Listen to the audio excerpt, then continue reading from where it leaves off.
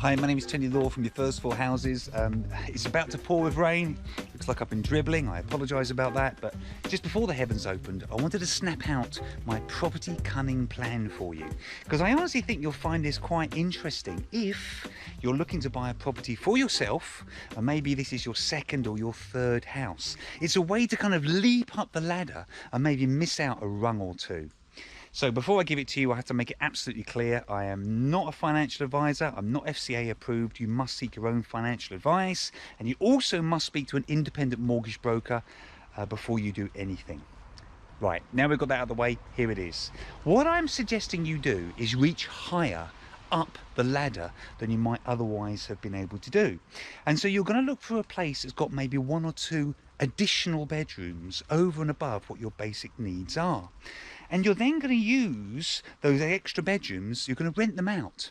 And the income that you're going to get from those bedrooms is going to actually pay the larger mortgage that you're naturally going to have to take out in order to afford this bigger property. Now, that's it in simplistic terms, but to give you a little bit more depth to it, you may or may not be aware the government actually has a rent-a-room scheme. Now, what that means is you can earn up to £7,500 completely tax-free. You don't pay any tax on it, and I'll put a link in the description box below to give you the full details on that. Now, that is a fantastic way for you to leap up, miss out a couple of rungs on the property ladder for yourself. But really importantly, you're going to look for specific types of properties that don't just give you the extra one or two bedrooms that you need to make this concept work. You're going to look for places where you can add massive value.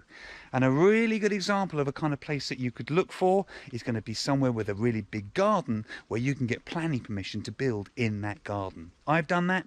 It made me a ton of money. You've got to look for those types of opportunities, or indeed any other way where you can add massive value. So there you go.